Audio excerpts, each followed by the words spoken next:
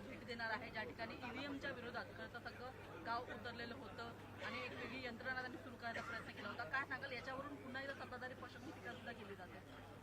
असं आहे की तिथे जे अटक सत्र सुरू झालं त्यांनी काही हिंसा केली होती का? त्यांनी लोकशाही पद्धतीने बॅलेट पेपरवरती मतदान घेण्याचा आग्रह धरला होता आणि त्यांनी तशी यंत्रणा उभी केली होती, पण त्यांनी ते करायलाच नको, त्यांना ती संधीच देता कामा नये अशा उद्देशाने कारवाई करण्यात आली आणि ती कारवाई योग्य नव्हती. अहिंसेच्या माध्यमातून जर एखादं आंदोलन होत असेल तर निष्कारण पोलिसांनी आणि त्यातल्या त्यात ECIनी मध्ये येणं हे चुकीचं होतं.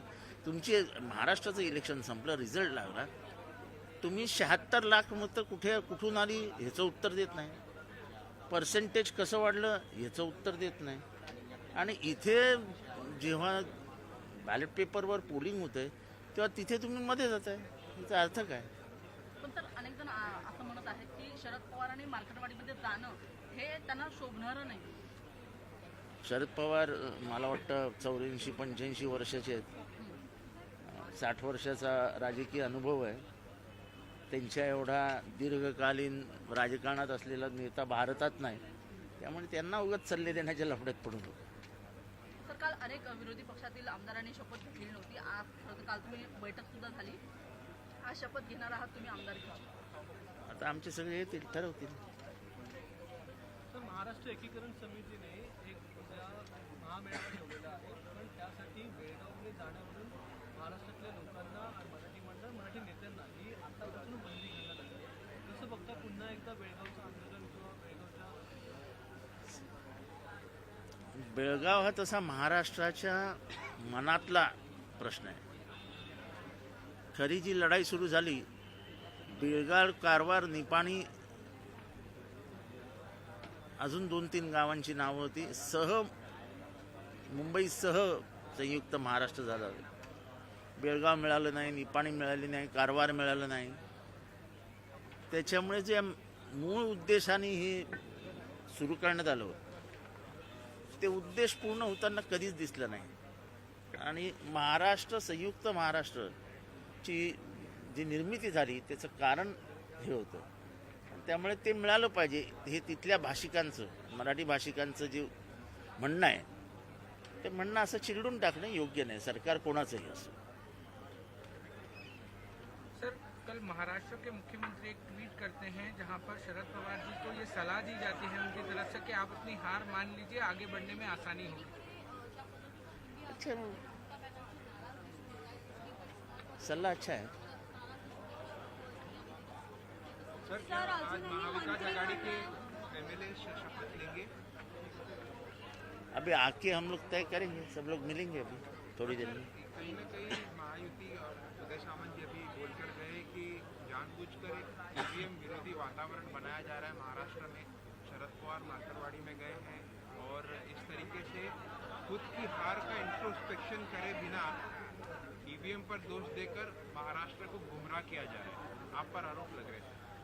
देखो, ऐसा है, जो कुछ हुआ है, हमने तो मार्केटवाड़ी के लोगों को कहा नहीं था कि तुम खोल लो. वो गांव ने डिसीजन लिया, गांव ने यंत्रणा खड़ी की, सब वो गांव ने किया. तो इसमें अगर आप गणतंत्र पे भरोसा रखते हो तो आपको उसको रोकने की जरूरत क्या थी?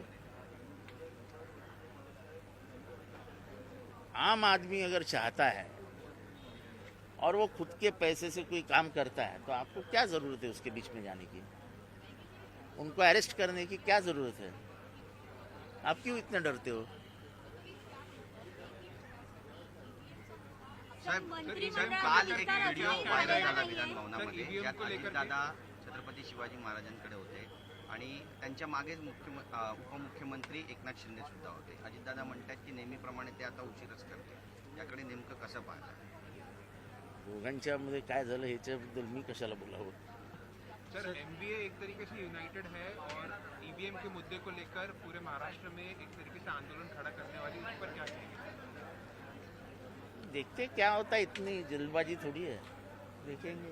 इसके अबू ऊपर आजमी कल जो है एक स्टेटमेंट देते हैं कि वो जो है महाविकास आघाड़ी का हिस्सा नहीं है, क्योंकि जिस तरीके से उद्धव ठाकरे की पार्टी के लोग बाबरी मस्जिद को लेकर ट्वीट कर रहे हैं उससे बहुत ज़्यादा आहत है और जो कुछ भी डिसीजन होता है उनको उसमें शामिल नहीं किया जाता है, ऐसा अबू आजमी आरोप लगाया है। देखेंगे, आज उनसे मिलेंगे, मना लेंगे, उनको मनाने की कोशिश करेंगे। फिर मैं हमारे भाई हो, इंडिया भाई है। अलायंस इंडिया अलायंस का नेतृत्व ममता बनर्जी के अंदर करने की क्षमता है, कहीं ना कहीं आगे आए, वो भी कह रही थी। कैसे देखते हैं? पवार साहब ने भी समर्थन किया, कल पवार साहब ने भी समर्थन किया इस चीज़ का कल पवार साहब ने भी समर्थन किया था कि इस मामले में मुझे कुछ मालूमात नहीं है, तो उसके ऊपर बात करना उचित साहेब, नाही. आखरी सदाभाऊ सवाल. खोतांनी एक ट्विट वक्फ केलंय, बोर्ड से यामध्ये त्यांनी नोटीस- शरद पवार यांच्यावर टीका केली. ते म्हणतायत की पवार साहेब जास्त मतं कमी जागा याचं कोडं तुम्हाला सुटत नाही का? देवाभाऊंची आकडेवारी आत्मसात केली तर तुमच्या पदरी किमान थोडंसं पुण्य तरी पडेल, पण दुर्दैवानं तुमचा मुक्काम कपट कारस्थानाच्या गावात असल्यामुळे सत्याचं गाव तुम्हाला कधी दिसत नाही. सदाभाऊ खोतांच्या असल्या स्टेटमेंट्सवरती स्टेटमेंट देणं हे तद्दन मूर्खपणा आहे. शरद पवारांना कुठल्या गावात राहतात हे त्यांना माहिती आहे आणि त्या गावाने महाराष्ट्राची किती सेवा केली आहे हे पण त्यांना माहिती आहे. 100 से ज़्यादा किसानों को वक्फ बोर्ड का नोटिस आया लातूर में कि ज़मीन जहां पर वो फार्मिंग करते थे उसको खाली की जाए, क्योंकि वो वक्फ बोर्ड की ज़मीन है. उसको लेकर के एक नया विवाद सामने आ रहा है. वक्फ बोर्ड की ज़मीन है ऐसा अगर 7/12 पे है तो ठीक है, बिना 7/12 के तो कोई ज़मीन ले नहीं सकता है. 7/12 मालकी किसकी है वो देख कर ही करना पड़ेगा ना. वक्फ बोर्ड थोड़ी महसूल खाता है कि जाके बोल देगा ये मेरी ज़मीन है, वो तो महसूल को तय करना पड़ेगा.